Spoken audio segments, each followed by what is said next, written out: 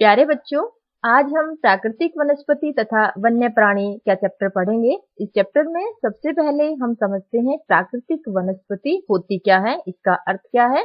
वनस्पति बच्चों जिसमें पेड़ पौधे, झाड़ियां, घास इत्यादि सब शामिल होता है। तो वनस्पति का वह भाग जो मनुष्य की सहायता के बिना अपने आप पैदा होता है और लंबे समय तक उस पर कोई मानवीय प्रभाव नहीं पड़ता, प्राकृतिक वनस्पति कहलाता है। या अक्षत वनस्पति, अक्षत का अर्थ है बच्चों जो कभी नष्ट ना हो, बशर्ते कि मानव उसे नष्ट ना करे। बच्चों दो तरह की वनस्पति होती है, एक देशज और एक विदेशज। भारत की बात करें तो वह वनस्पति जो मूल रूप से भारतीय है देशज वनस्पति, और जो भारत से बाहर से लाए गए पौधे हैं वह विदेशज वनस्पति कहलाएगा। दूसरा है बच्चों वन्य प्राणी। वन्य जीव जंगली जीवों की वह श्रेणी है जो मानव बसेरों से बाहर वनों या पर्वतों में रहते हों। दोनों ही जो वनस्पति या प्राणी जगत की हम बात करें बच्चों, उस प्राणी जगत या वनस्पति जगत की बात करेंगे जो प्राकृतिक रूप से फल फूल रहा है। आपको यह ध्यान रखना है कि जैसी प्राकृतिक वनस्पति होगी वैसे ही वन्य जीव प्राणी भी होंगे। प्राकृतिक वनस्पति के बदलते ही वन्य प्राणी जीवन भी बदल जाएगा। कैसे, आगे विस्तार से पढ़ेंगे। बच्चों भारत विश्व के मुख्य 12 जीव विविधता वाले देशों में से एक है। इसका अर्थ क्या हुआ बच्चों, विभिन्न प्रकार की वनस्पति जात और प्राणी जात की अगर बात करें तो विश्व के 12 देशों में भारत का स्थान है। अर्थात भारत में कई प्रकार के पौधे या कई प्रकार के वन्य जीव प्राणी हैं। लगभग 47,000 विभिन्न जातियों के पौधे हैं, और पौधों की जातियों की अगर हम बात करें तो विश्व में भारत 10वें स्थान पर है, जहां विभिन्न प्रकार की वनस्पति जात जो है पाई जाती हैं। एशिया में चौथे स्थान पर है बच्चों। एशिया महाद्वीप है विश्व का और भारत एशिया में है। तो विश्व में 10वें स्थान पर और एशिया में चौथे स्थान पर। किस क्षेत्र में? वनस्पति जात के क्षेत्र में। इसी तरह भारत में लगभग 15,000 फूलों के पौधे हैं, और विश्व में फूलों के पौधों का 6% भारत में पाया जाता है। 90,000 के करीब बच्चों विभिन्न जातियों के जानवर और विभिन्न प्रकार की मछलियां जो ताजे पानी या समुद्री पानी में पाई जाती हैं। तो हम बात कर रहे हैं प्राणी जात की। तो विभिन्न प्रकार की वनस्पति जात और प्राणी जात को मिलाकर ही बच्चों जैव विविधता बनती है। जैव विविधता के कारण क्या कारण है कि विभिन्न प्रकार के पौधे और विभिन्न प्रकार के वन्य जीव प्राणी भारत में पाए जाते हैं? मुख्य कारण है बच्चों धरातल और जलवायु, जो वनस्पति जात और प्राणी जात के जीवन को प्रभावित करते हैं। धरातल में हम दो मुख्य कारण पढ़ेंगे, पहला है भूभाग और दूसरा मृदा। जलवायु में तापमान, सूर्य का प्रकाश और वर्षण। एक एक करके विस्तार से पढ़ेंगे। सबसे पहले बच्चों वनस्पति जात की अगर हम बात कर रहे हैं तो आपको पता ही है कि किसी भी पौधे को जिंदा रहने के लिए या फलने फूलने के लिए क्या आवश्यक है? सबसे पहले मृदा, सूर्य का प्रकाश और नमी या वर्षण भी कह सकते हैं। देखिए बच्चों, जैव विविधता के कारण में हमने धरातल के बारे में पढ़ना है। सबसे पहले धरातल को दो भागों में पढ़ेंगे, पहला भूभाग और दूसरा मृदा। बच्चों भूभाग में पर्वत, पठार और मैदान इत्यादि आते हैं। देखिए बच्चों, हमने जलवायु के चैप्टर में और जब भारत का भौतिक स्वरूप पढ़ रहे थे उस चैप्टर में विस्तार से पढ़ा है कि अगर हम बात करें भारत के उत्तर में तो हिमालय पर्वत है, और ये जो क्षेत्र है बच्चों यह उत्तरी मैदान है, और नीचे जो ट्रायंगल बनता है यह प्रायद्वीपीय पठार है। तो जैसा धरातल का स्वभाव होगा वनस्पति जात वैसा ही होगा। देखिए बच्चों, जैसी वनस्पति अंडमान निकोबार द्वीप समूह में पाई जाएगी ऐसी राजस्थान में नहीं मिलेगी ना। इसीलिए कह रहे हैं कि धरातल का जो स्वभाव होगा वनस्पति जात पर उसका पूरा प्रभाव पड़ेगा। देखिए बच्चों, उपजाऊ भूभाग पर प्राय खेती की जाती है। यह उत्तरी मैदान की अगर हम बात करें तो यहाँ कृषि की जाएगी। तो यहाँ वनस्पति जात जो नेचुरल, जो प्राकृतिक रूप से फल फूल रहे हैं वह कम पाए जाएंगे, क्योंकि यह कृषि लायक एरिया है। और हमने पढ़ा है कि जब तक मानव उस पर वनस्पति जात पर कोई प्रभाव ना डाले उसके बारे में हम पढ़ रहे हैं। ऊबड़ तथा असमतल भूभाग पर जंगल और घास के मैदान होंगे जिसमें वन्य प्राणियों को आश्रय मिलेगा। हम दोनों चीजें साथ लेके चल रहे हैं बच्चों, वनस्पति जात और प्राणी जात। और यह भी ध्यान रखना है कि जैसी वनस्पति होगी वैसा ही प्राणी जात होगा। अब एक और उदाहरण देखते हैं। देखिए बच्चों, हिली एरिया यानी जो पर्वतीय इलाका है वहां वनस्पति अलग होगी, प्राणी अलग होंगे।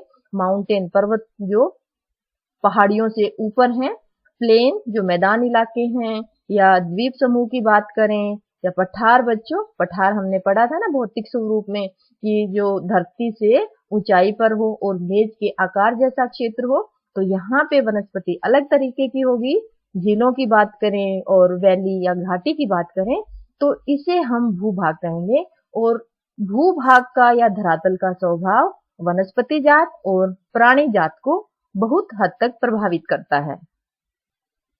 जैव विविधता के कारण में धरातल के क्षेत्र में बच्चों दूसरा जो कारक है वो है मृदा। बच्चों धरती की ऊपरी सतह पर जो बारीक कण पाए जाते हैं वह मृदा है। तो विभिन्न स्थानों पर अलग अलग प्रकार की मृदा पाई जाती है। भौतिक स्वरूप में हमने मृदा के बारे में भी देखा। कैसे? देखिए बच्चों, विविध प्रकार की जो वनस्पति का आधार विभिन्न प्रकार की मृदाएं हैं। अगर हम राजस्थान की बात करें, मरुस्थल की बात करें तो बलुई मृदा है और वहां पे कंटीली झाड़ियां होंगी। वनस्पति जात की बात कर रहे हैं बच्चों। नदियों के डेल्टाई जो क्षेत्र हैं, डेल्टा क्या होते हैं? नदी अपने साथ जो गाद मिट्टी बहाकर लाती है, नदी समुद्र में गिरने से पहले वह धरती पर बिछा देती है और उससे डेल्टा का निर्माण होता है। काफी उपजाऊ क्षेत्र होता है बच्चों डेल्टाई क्षेत्र। और यहाँ जो वनस्पति पाई जाएगी पर्णपाती वन, यानी वे वन जो अपने पत्ते गिरा देते हैं। देखिए बच्चों, ये पर्णपाती वन का उदाहरण है। पिछला हम मरुस्थलीय मृदा की बात कर रहे थे तो ये कंटीली झाड़ियां हैं, कैक्टस हैं। तो जिस प्रकार का धरातल उसी तरह की वनस्पति। तीसरा है बच्चों, पर्वतों की ढलानों पर बच्चों शंकुधारी वन पाए जाते हैं। शंकु के आकार के हैं, इन्हें शंकुधारी वन कहते हैं और ये सदाबहार होते हैं। जैव विविधता के कारणों में हमने धरातल का, भूभाग और मृदा के बारे में पढ़ा। अब हम दूसरा जलवायु के बारे में पढ़ेंगे, जिसमें 3 प्रमुख कारक हैं जो जैव विविधता को प्रभावित करते हैं। सबसे पहले तापमान, सूर्य का प्रकाश और वर्षण।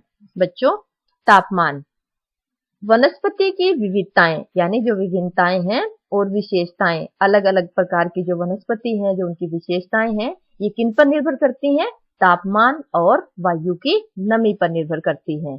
कैसे?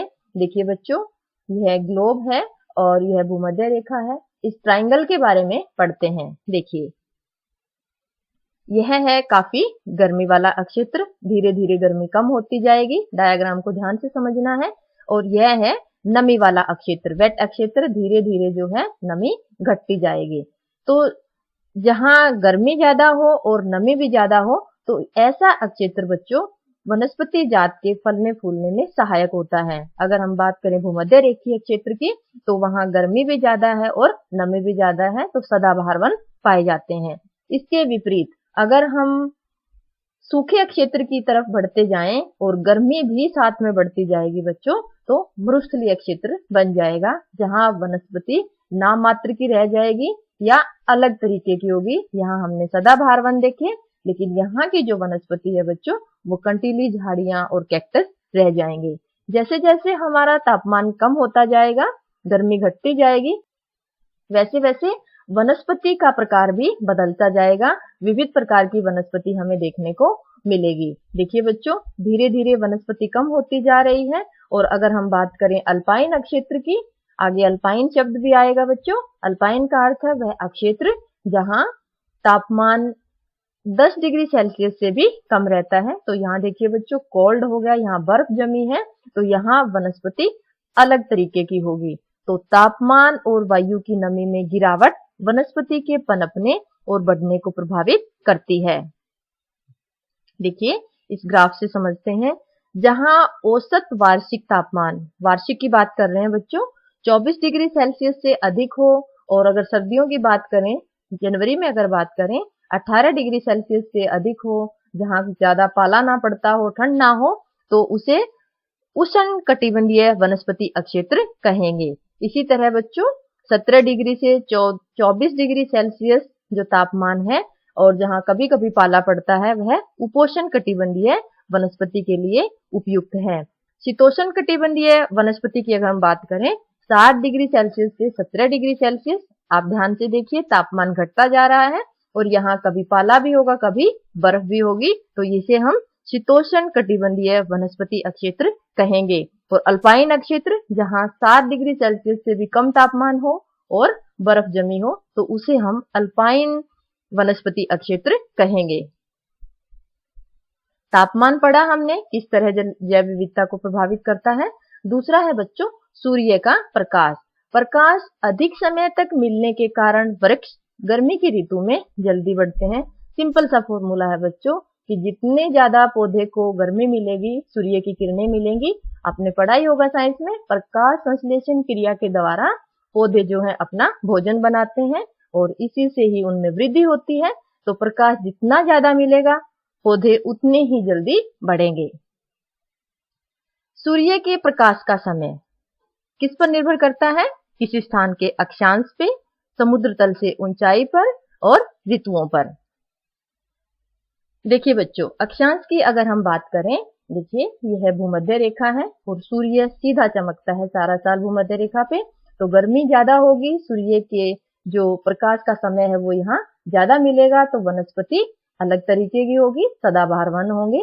लेकिन जैसे जैसे हम ध्रुवों की तरफ बढ़ते जाएंगे, सूर्य की जो किरणें हैं या सूर्य के जो प्रकाश का समय है वो कम होता चला जाएगा और ध्रुवों पे तो बर्फ जमी हुई है, तो यहाँ पर जो वनस्पति है वो अलग प्रकार की होगी। हमारी पाठ में एक प्रश्न है बच्चों कि हिमालय के जो उत्तरी ढलानों की अपेक्षा दक्षिणी ढलानों पर सघन वन क्यों पाए जाते हैं, तो इसका कारण क्या है। देखिए बच्चों कर्क रेखा भारत के लगभग मध्य से गुजरती है। कर्क रेखा 23 डिग्री 30 मिनट उत्तरी अक्षांश पर है बच्चों, तो उष्ण कटिबंध है। तो यह जो अक्षेत्र है दक्षिणी ढलान हिमालय पर्वत का, यह उपोष्ण कटिबंध में है, उष्ण कटिबंध के साथ लगता क्षेत्र है। तो इसीलिए हिमालय के उत्तरी ढलानों की अपेक्षा दक्षिणी ढलानों पर जो है सघन वन पाए जाते हैं। दूसरा है बच्चों समुद्र तल से ऊंचाई। हिमालय पर्वत की बात करें तो काफी ऊंचे पर्वत हैं बच्चों और हिमालय पर्वत पे तो बर्फ जमी हुई है, तो समुद्र तल से ऊंचाई होने के कारण यहाँ जैव विविधता होती है।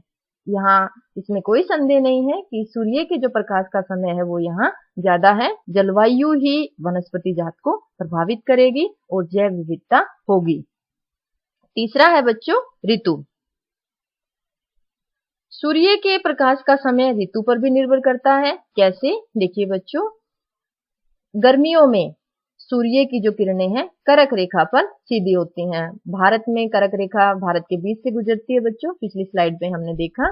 तो गर्मी ज्यादा होगी और सूर्य के प्रकाश का जो समय है वो ज्यादा होगा, जो वनस्पति के फलने फूलने में अति उपयुक्त होगा। इसके विपरीत अगर हम सर्दी की बात करें तो सर्दी में सूर्य मकर रेखा पे चमकेगा और भारत में ठंड होगी, तो वनस्पति अलग तरीके की होगी। तो हमने देखा कि सूर्य के प्रकाश का समय अक्षांश, समुद्र तल से ऊंचाई और ऋतुओं पर निर्भर करता है। तीसरा कारक पढ़ेंगे बच्चों जलवायु में वर्षण। वर्षण वायुमंडलीय जल के संघनित होकर, संघनित मतलब बच्चों इकट्ठा होकर किसी भी रूप में पृथ्वी की सतह पर वापस आने को कहते हैं। वर्षा ही नहीं लेना है हमें वर्षण में, वह किसी भी रूप में हो सकता है। वर्षा, फुहार, हिमवर्षा, हिमपात यानी बर्फ गिरना या ओलावृष्टि, ओले पड़ना इत्यादि। अधिक वर्षा वाले क्षेत्रों में कम वर्षा वाले क्षेत्रों की अपेक्षा सघन वन पाए जाते हैं।